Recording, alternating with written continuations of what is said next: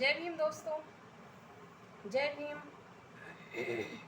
जय भीम, जय संविधान, जय लोकतंत्र, जय भारत। अब मैं पढ़ूंगी हिंदी में 360 अनुच्छेद। अभी इंग्लिश में पढ़ा था। 360 अनुच्छेद, संविधान का 360 अनुच्छेद वित्तीय आपात के बारे में उपबंध की चर्चा करता है, उसके बारे में बताता है। नंबर 1, यदि राष्ट्रपति का यह समाधान हो जाता है कि ऐसी स्थिति उत्पन्न हो गई है जिससे भारत या उसके राज्य क्षेत्र के किसी भाग का वित्तीय स्थायित्व या प्रत्यय संकट में है। जब स्टेबिलिटी जो चल रही होती है तब उस वित्तीय संकट उत्पन्न होने के चलते देश की अर्थव्यवस्था या देश के किसी भाग या राज्य में वो अर्थव्यवस्था होती है वो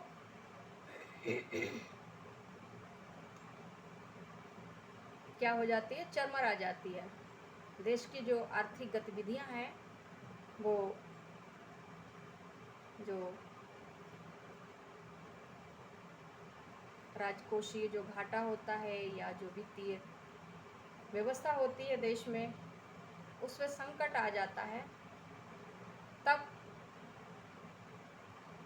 वित्तीय आपात के बारे में घोषणा की जाती है अनुच्छेद 360 के अंतर्गत। उसके बारे में उपबंधों की जो चर्चा है वो की जा रही है। यदि राष्ट्रपति का यह समाधान हो जाता है कि ऐसी स्थिति उत्पन्न हो गई है जिससे भारत या उसके राज्य क्षेत्र के किसी भाग का वित्तीय स्थायित्व या प्रत्यय संकट में है, तब क्या होगा? तब वह उद्घोषणा द्वारा इस आशय की घोषणा कर सकेगा। नंबर 2, खंड 1 के अधीन की गई उद्घोषणा नंबर का किसी पश्चातवर्ती उद्घोषणा द्वारा वापस ली जा सकेगी या परिवर्तित की जा सकेगी।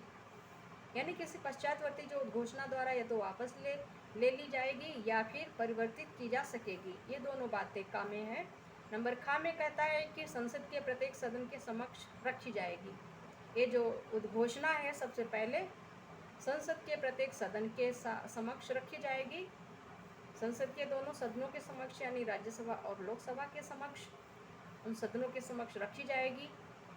नंबर गा, 2 मास की अवधि 2 मास की समाप्ति पर परिवर्तन में नहीं रहेगी।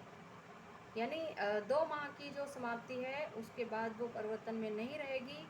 2 माह तक ही, 2 माह के अंदर ही या 2 माह तक ही रहेगी परिवर्तन में। यदि उस अवधि की समाप्ति से पहले संसद के दोनों सदनों के संकल्पों द्वारा उसका अनुमोदन नहीं कर दिया जाता है, दोनों सदन जो मिलके उसका अनुमोदन कर देते हैं तब तो ठीक है। अगर अनुमोदन नहीं किया गया है तो 2 माह की समाप्ति पर वे परिवर्तन में नहीं रहेगी क्या? वित्तीय आपात की घोषणा। अब कहा जा रहा है कि परंतु यदि ऐसी कोई उद्घोषणा उस समय की जाती है जब लोकसभा का विघटन हो गया है। यदि लोकसभा का जब विघटन हो जाता है, यदि उस समय कोई उद्घोषणा वित्तीय आपात के बारे में की जाती है, तब क्या होगा? तब होगा लोकसभा का विघटन उपखंड गा में निर्दिष्ट 2 माह की अवधि के दौरान हो जाता है और ऐसी उद्घोषणा का अनुमोदन करने वाला संकल्प राज्यसभा द्वारा पारित कर दिया गया है। किंतु ऐसी उद्घोषणा के संबंध में कोई संकल्प लोकसभा द्वारा उस अवधि की समाप्ति से पहले पारित नहीं किया गया। यदि वो जो उद्घोषणा है उससे संबंधित जो संकल्प है वो लोकसभा द्वारा उस अवधि की समाप्ति से पहले पारित नहीं किया गया है और राज्यसभा के द्वारा पारित कर दिया गया है, तब क्या होगा? उस अवधि की समाप्ति से पहले पारित नहीं किया गया है तो उद्घोषणा उस तारीख से जिसको लोकसभा अपने पुनर्संगठन के पश्चात प्रथम बार बैठती है 30 दिन की समाप्ति पर परिवर्तन में नहीं रहेगी। यदि उक्त 30 दिन की अवधि की समाप्ति से पहले उद्घोषणा का अनुमोदन करने वाला संकल्प लोकसभा द्वारा भी पारित नहीं कर दिया जाता है।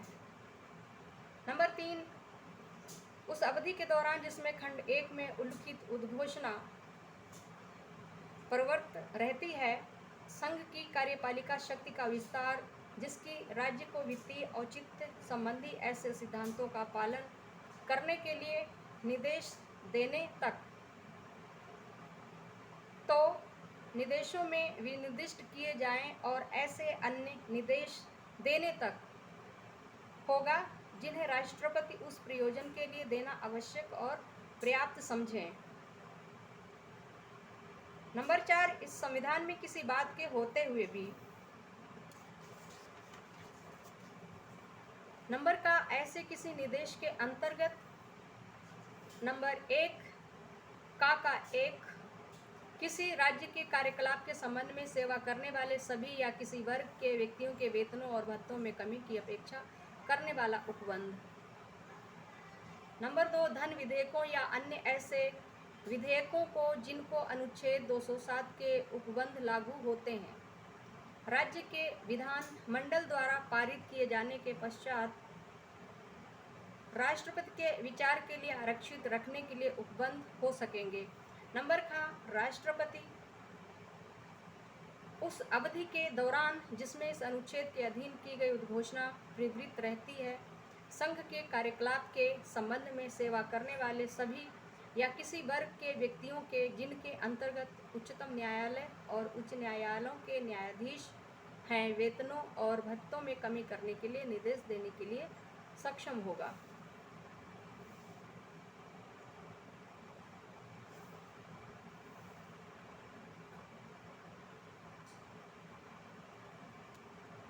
तो दोस्तों, ये तो अनुच्छेद 360 का हिंदी में 360 अभी पढ़ा है, तो कुछ तो समझ में आएगा।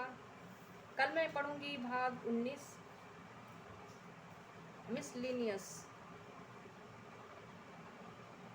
मिसलेनियस जो भाग है, पार्ट मिसलेनियस के बारे में पढ़ूंगी। 361 अनुच्छेद, protection of president, governors and राज प्रमुख।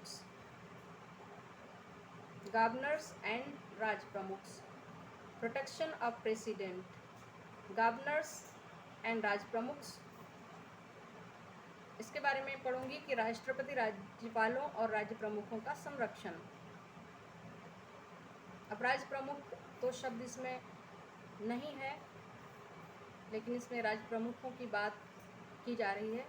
राष्ट्रपति, राज्यपाल और राज्य प्रमुखों का संरक्षण, तो इसके बारे में मैं कल विस्तार से पढ़ूंगी। तब तक के लिए जय भीम, जय संविधान, जय लोकतंत्र, जय भारत। संविधान को पढ़ें और समझें, दूसरों को भी बताएं।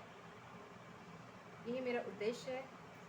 जो जनता के बीच जो संविधान से संबंधित जो संविधान की जागरूकता है, कॉन्स्टिट्यूशनल एजुकेशन अवेयरनेस बढ़ाना मेरा उद्देश्य है।